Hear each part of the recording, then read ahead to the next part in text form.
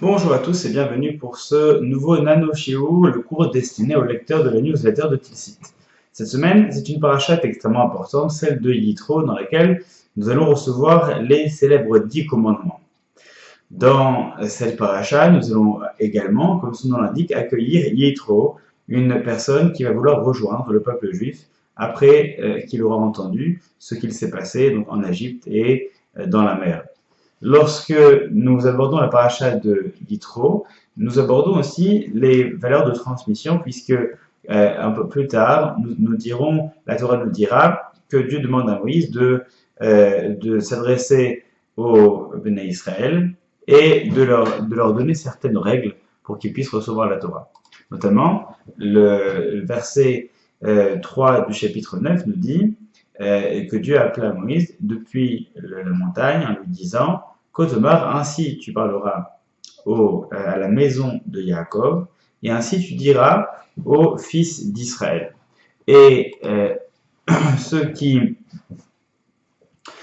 ont un petit peu été dire reconnaîtront que dans le terme la maison de Yaakov, eh bien, il y a dans le terme maison, il y a une allusion à l'idée de la présence de la femme, c'est-à-dire plutôt de la femme en tant que mère dans un foyer, pas en tant que femme, en tant que mère. Et dans cette perspective, eh bien, et lorsqu'on dira Vataged l'Ibn Israël, et tu diras au peuple d'Israël, ça fait référence, on va l'expliquer, au père dans la maison d'Israël. Comme si, d'une certaine manière, eh bien, Dieu demandait à Moshe de s'adresser aux hommes et aux femmes, pas dans leur qualité d'homme ou de femme, mais dans leur qualité de père et de mère. Pourquoi est-ce qu'on voit une mère ou un père dans ces mots? La maison dont il est fait référence, Kotomar et Bet Yaakov, la maison dont il est fait référence, le traité de Yebamot nous dit que lorsqu'on parle de Baït, de maison, eh bien Zoisha, il s'agit de la femme. Puisque d'une certaine manière, lorsqu'on va vouloir répartir lorsqu'on va vouloir répartir les responsabilités au sein d'un foyer, eh bien, on va traditionnellement, on va plutôt répartir les tâches de cette manière-là, c'est-à-dire que la femme va représenter tout ce qui correspond à l'intérieur du foyer, c'est-à-dire autant à l'éducation informelle par le biais de la transmission à l'intérieur de la maison, autant le père va avoir ce devoir de transmission et de rigueur qui peuvent exister, donc le rapport avec l'extérieur et disons qu'il va aussi représenter peut-être la limite. Lorsqu'on va s'adresser donc aux femmes, on va demander, eh bien, d'une certaine manière, cette transmission par le biais de l'amour filial. L'amour qui peut être transmis par la mère, on va demander à ce que soit transmis par ce canal-là aussi, eh bien, certaines lois. Par le père, on va lui demander d'utiliser un autre canal, qui va être le canal plutôt de la rigueur, celui de la crainte, donc lorsqu'on parle dans la Torah d'honorer, donc de respecter et de craindre ses parents, deux obligations différentes. C'est de cette manière-là que traditionnellement, eh bien, on va voir le rapport à ses parents en même temps de l'amour et en même temps de la crainte. De la crainte parce que ce sont eux qui doivent nous dicter les règles, et de l'amour parce que ce sont eux qui nous font vivre, ce sont eux qui nous donnent donc l'amour pour la vie. Il y a dans cette obligation de transmettre par ces deux canaux une question qui avait été abordée, pourquoi s'adresser différemment aux hommes et aux femmes? D'un côté, c'est ce que nous dit Rachid, parler doucement, parler tendrement aux femmes et parler plutôt durement aux hommes. On remarquera que lorsque le verbe kotomar est employé, c'est plutôt l'idée de parler doucement. Pourquoi? Parce que les femmes qui vont avoir l'obligation, en tout cas, c'est la personne qui va vouloir transmettre par par le canal de l'amour, va devoir elle-même eh bien, percevoir le message par ce même canal pour pouvoir le transmettre. Une personne qui n'a toujours connu que la rigueur dans son enseignement peut difficilement, intuitivement enseigner par l'amour. De même, inversement, une personne qui n'a toujours connu que l'enseignement par la gentillesse, par la joie, peut difficilement du jour au lendemain imposer quelque chose d'extrêmement dur, d'extrêmement rigoureux. Et on a besoin de cet équilibre.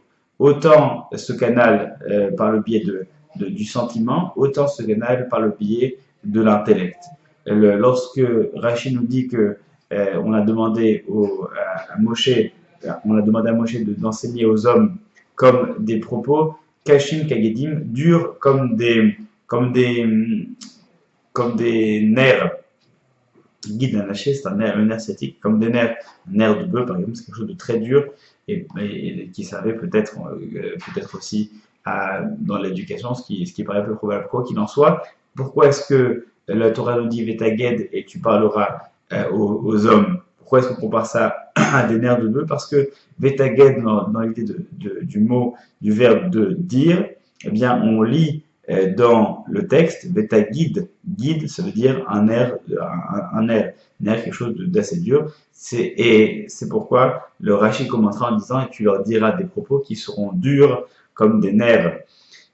On peut y voir, dans cette répartition, plutôt que de voir une différence entre les hommes et les femmes, on peut tout simplement y voir une répartition de l'enseignement et des canaux d'enseignement. C'est-à-dire que, quel que ce soit l'homme ou la femme qui va transmettre, il s'agit de la façon dont on va transmettre.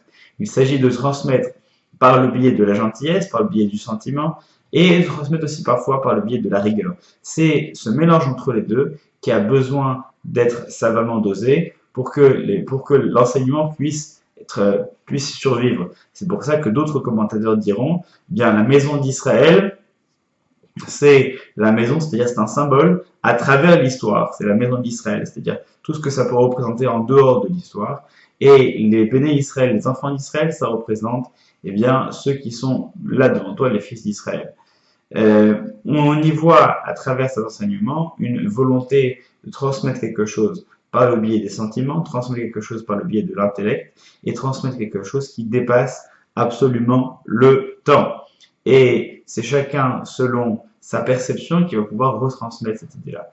Cela dit, même si on n'a pas nous-mêmes perçu l'enseignement par quelqu'un qui le véhiculait dans l'amour ou dans la rigueur, rien ne nous empêche à nous de pouvoir essayer de s'en inspirer, pour pouvoir trouver un compromis entre les deux. Une personne qui voit que le courant ne passe pas avec son fils ou avec son élève par le biais de la rigueur ou par le biais de la gentillesse, alors il a peut-être besoin de réajuster cette gentillesse en y ajoutant un petit peu plus de rigueur, ou cette rigueur en y ajoutant un petit peu plus de gentillesse. En cela, c'est le secret de la transmission dans le judaïsme de la Torah, une part de gentillesse, une part de rigueur, les deux fondant une transmission qui dépasse les générations.